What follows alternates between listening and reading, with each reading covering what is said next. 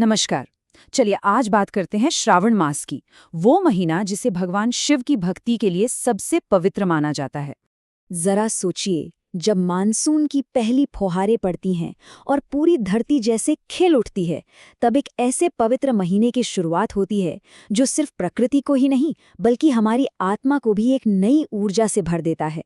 जी हाँ, हम बात कर रहे हैं श्रावण मास की। तो आइए सबसे पहले ये समझते हैं कि इस महीने का महत्व सिर्फ धरती के मौसम से नहीं बल्कि इसका कनेक्शन तो सीधा ब्रह्मांड के नक्षत्रों तक फैला हुआ है। श्रावण मास, जिसे हम सब सावन भी कहते हैं, ये हिंदू पंचांग का 5वां महीना है और इसे भगवान शिव की भक्ति के लिए सबसे खास और प्रिय महीना माना गया है। अच्छा, तो सवाल ये उठता है कि इसका नाम श्रावण ही क्यों पड़ा? देखिए, बात बड़ी सीधी है। हिंदू कैलेंडर में महीनों के नाम इस बात पर तय होते हैं कि पूर्णिमा के दिन चंद्रमा किस नक्षत्र के पास है।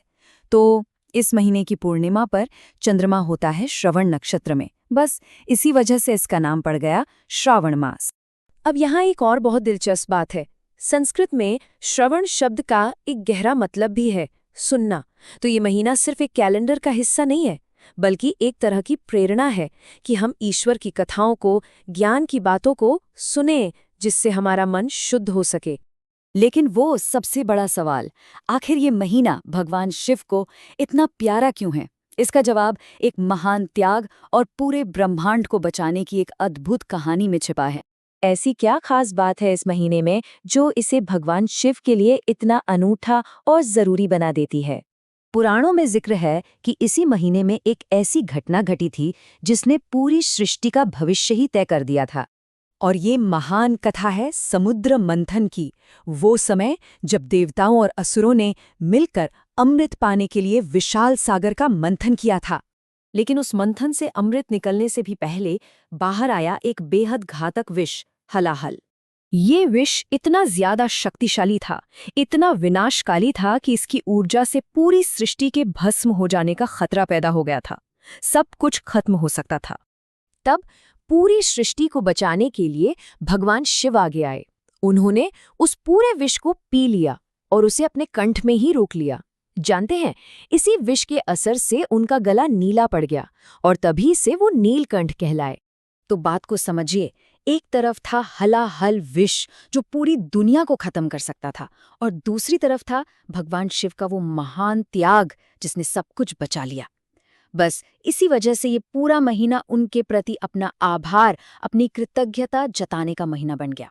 तो चलिए अब ये देखते हैं कि इस भक्ति और आभार को व्रत और त्योहारों के जरिए कैसे मनाया जाता है।